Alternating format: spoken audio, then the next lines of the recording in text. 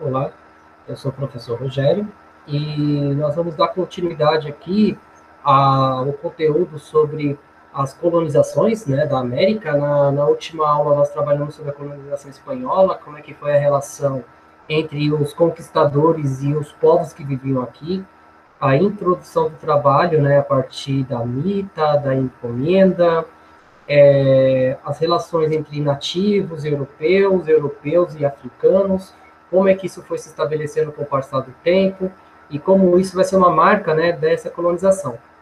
Hoje nós vamos partir da visão de como é que houve a colonização da América inglesa, né, levando em consideração alguns pontos, né, fundamentais, né, desse modelo aí. Então, como é que ocorreu essa colonização inglesa, né? Então, como é que os ingleses eles vão colonizar, né, a América? A partir de que visão? Né? Então, nós temos que voltar um pouquinho aqui, né? Nós temos que pensar um pouquinho aqui, né, nesse sentido. Como é que isso vai ser feito? Né? Então, como é que o europeu, né? Então, como é que vai ser essa relação entre portugueses e espanhóis? Portugueses, espanhóis e ingleses. Então, como nós estamos vendo aí no material didático, então Portugal e a Espanha foram os pioneiros na expansão ultramarina. Então, como eles foram os primeiros, eles tiveram o privilégio de dividir o mundo entre eles, entre portugueses e espanhóis. E isso, né, no caso aqui, nós temos o Tratado de Tordesilhas, que está disponível nesse mapa aqui. Então, quando nós falamos em Tratado de Tordesilhas, então houve a criação, né, de uma linha imaginária que cortava o mundo em dois. Então, o mundo era dividido em duas partes. O mundo conhecido até então. No caso, nessa parte do litoral brasileiro em vermelho, o litoral africano, aqui na Península Arábica, na Índia, na Indochina, na China, na Indonésia. Então, esses territórios eram todos pertencentes a Portugal. Por um outro lado, essa parte mais em rosa claro, ele era território espanhóis. Então, isso vai fazer com que eles, né, conseguissem administrar essas regiões. Só que, né, então, segundo o Tratado de Tordesilhas também, as porções espanholas continuavam, né, abrangendo praticamente toda a América, e isso, né, o Alasca, a Patagônia, entre outras regiões. E a parte portuguesa seria a partir do Belém e viria até a região ali de Santa Catarina. Então, em 1558 vai acontecer um fato importante que vai mudar tudo isso, que é a questão da Inglaterra. Então, a Elizabeth I, ela vai organizar uma esquadra muito poderosa e ela vai derrotar a esquadra britânica, a esquadra espanhola. Quando ela derrota a Marinha Espanhola no Canal da Mancha, eles vão abrir uma possibilidade muito grande dos ingleses conseguirem dominar o Oceano Atlântico. E isso, né, isso vai desenfrear a questão ali, principalmente da colonização da América do Norte, né, a região ali dos Estados Unidos da América, principalmente a costa leste. Então, aqui nós temos também que pensar nesse sentido, porque assim, a Inglaterra também ingressou nessa disputa. Porque quando nós falamos em Inglaterra, né, a Inglaterra ela é considerada uma potência marítima a partir de quando ela derrota a Marinha Espanhola. Só que isso, né, foi antes dela derrotar a Marinha Espanhola, ela é considerada um país que tem as navegações tardias por conta de uma questão bem importante de a gente estar frisando aqui, que é o seguinte, né, que a Inglaterra e a França estavam disputando territórios no norte, né, ali da Europa continental, né, ali do norte da França, e isso fez com que elas demorassem para se unificar. Então, elas se lançaram tardiamente, né, para o oceano. E isso, né, nesse sentido, quando a Inglaterra ela consegue se unificar e ela consegue, né, impor a sua vontade, ela vai, né, conseguir vantagem significativa contra a esquadra espanhola. Então, isso é um fator importante para a colonização. Um outro fator importante para a colonização da América do Norte é o fator religioso, né? Levando em consideração que a Inglaterra ela estava passando por um processo de reforma protestante. Então, no caso aí, o Henrique VIII ele fundou a reforma protestante anglicana, né, que era um modelo que ele vai romper com a Igreja Católica, fato que a gente já discutiu isso um pouco antes. Então, o Henrique VIII ele vai romper as relações com a Igreja Católica, só que a Inglaterra vai sofrer profundas influências do movimento calvinista, que é o protestantismo francês, que tinha uma outra visão de mundo, mas que vai entrar em conflito com, né, os anglicanos, e isso vai promover várias revoltas.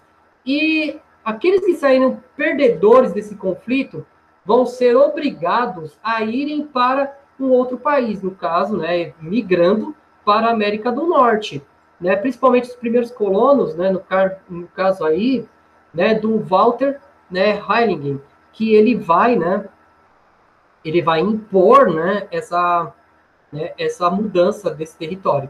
Então, a ocupação da América do Norte pela parte dos americanos foi a partir de um sistema de povoamento. Então, aquelas pessoas que estavam sendo perseguidas na Europa, elas vão vir para a América, né, povoar a região da costa leste dos Estados Unidos. Então, aonde hoje estão presentes esses 13 estados. Tanto é que quando nós falamos em colonização da América, né, colonização inglesa da América, nós falamos das 13 colônias inglesas. No caso, são esses 13 territórios aqui. Né? Então, eles foram, de uma certa forma ou de outra, né, eles vão, né, buscar melhores condições de vida, fugindo da perseguição religiosa que existia na Europa. Né? Então, eles vão, dentro desse território, eles vão construir um novo país.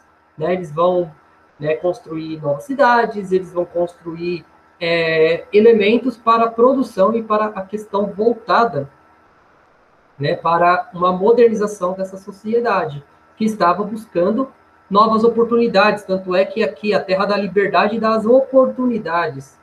Né? Então, nesse sentido, os ingleses, quando vêm para a América, eles têm essa pretensão de formar um novo país aqui.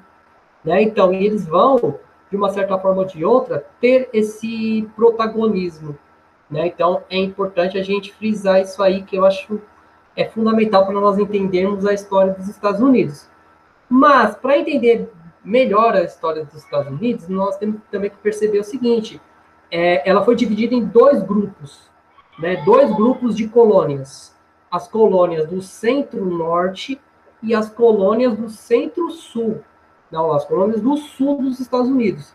Isso tem a ver principalmente com a situação climática dessas regiões e como o clima vai influenciar para a produção de riqueza dessas colônias, né, que vão se desenvolver, né, vão se tornar poderosas e vão se tornar os Estados Unidos da América hoje.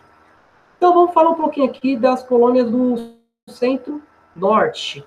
No caso, centro-norte, essa parte mais aqui em verde, né? Então, essas mais próximas ali, né, da região dos Grandes Lagos. Então, no caso, né, nesse caso das colônias do centro-norte, então as questões climáticas vão fazer com que eles, né, voltassem o seu olhar para a produção agrícola de subsistência. Então, no caso, né, Nova York, Pensilvânia, Nova Jersey. Então, essa região era conhecida como Nova Inglaterra. Então, essa colônia é chamada, né, colônia de povoamento, porque eles construíram moradia e trabalhavam, produziam assim, artigos agrícolas para a sua subsistência. Então, eles não plantavam para exportar, eles plantavam para o mercado interno. Esse é um fator importante.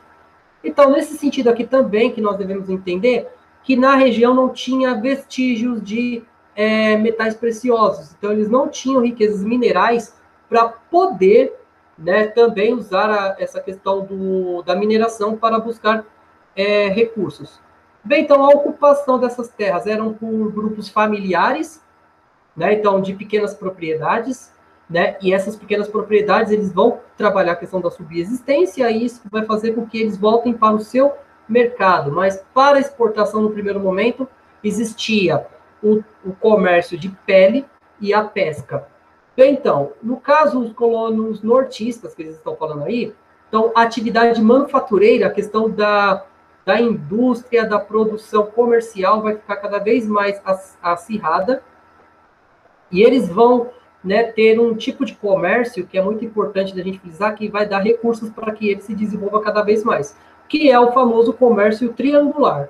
Então, eles vendiam alimentos, peixes, madeira para Antilhas, e eles também vão comprar da Antilha melaço, né, que é um produto, um subproduto da cana-de-açúcar.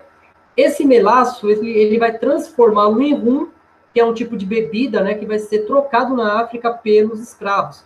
E esses escravos eram vendidos para as colônias do sul. Isso vai gerar uma grande quantidade de recursos, né? Porque esses escravos que eles eram vendidos para colônias do sul vai ser a base para o trabalho para a produção do açúcar, do tabaco e do algodão ali. E isso, né, esse algodão que era produzido nas colônias do sul, né, no caso, ele será vendido para a Inglaterra para que a Inglaterra pudesse, né, continuar produzindo, né, a sua revolução industrial, a questão da produção de tecidos, entre outras coisas. Então, esse comércio triangular, ele vai fazer com que as colônias do norte se tornem muito fortes economicamente. E isso é uma vantagem muito importante para aquela realidade. Bem, então, e as colônias do sul? No caso das colônias do sul, por conta do seu clima mais temperado e por conta de grandes planícies e grandes quantidades de terras férteis, eles vão, né, se dedicar à plantação, principalmente de tabaco, de algodão e de milho. Então, eles não eram organizados em pequenas propriedades como as colônias do norte. Então, eles eram organizados em grandes latifúndios, né, grandes latifúndios, e isso vai fazer com que eles, né, vão começar a trabalhar uma agricultura de exportação, uma questão do que nós chamamos de atividade de plantation, né, então as grandes plantações. Então a exploração agrícola nessa região deu-se aos moldes do plantation, que a gente falou, a monocultura, né, que é a exploração de apenas um artigo agrícola, um produto agrícola, utilizando mão de obra escravizada, né? Então, visando o mercado externo. Então, nesse sentido aí, a mão de obra escrava é muito parecido com o que aconteceu aqui no Brasil. Então, a necessidade de se buscar braços para trabalhar a terra. Então, as características das colônias do Sul são semelhantes ao que era em Portugal, né, na América Portuguesa, na América Espanhola e na América Francesa, né, principalmente nas áreas tropicais ou mineradoras. Bem, então, assim, então, nesse sentido aí, então, os territórios também tinham a questão dos índios, né? Então, os índios é um problema, são um problema sério para os Estados Unidos. Então, no caso, houve algumas tribos que vão se resistir, né? Vão resistir aos colonizadores, e isso vai provocar vários conflitos ali naquela região. Então, aquela região vai ser conhecida também por esses conflitos entre colonizadores e colonos, né? Principalmente sobre a questão da terra, né? Porque os índios eles encaravam a terra não como um bem comercial, mas como parte da sua cultura, levando em consideração que a terra para eles é muito mais uma parte de voltado à sua religião do que a bens comerciais. Então, né, então partindo dessa visão aí que, né, nós trabalhamos aqui, então nós temos também que pensar numa seguinte forma: o que nós queremos entender sobre a colonização inglesa? Então, o que a colonização inglesa ela pode nos trazer como conhecimento? Porque ela é uma colonização mesclada, né? Então, as colônias do norte, elas tinham esse fator mais voltado para o mercado interno, né? Na produção de um território, de um país novo. E, quanto isso, as colônias do sul, eles têm uma vocação maior, né, das grandes plantações, dos latifúndios e da exploração da mão de obra escrava. No caso do norte, a base do trabalho é o trabalho assalariado, né, por conta da questão das pequenas famílias, né, as pequenas propriedades. E isso vai dar uma vantagem muito grande às colônias do norte em comparação às colônias do sul. Bem, então, nesse sentido, nós finalizamos esse conteúdo aqui da colonização da América Inglesa. Espero que tenha ficado claro, né? Então, espero vocês na próxima aula e muito obrigado.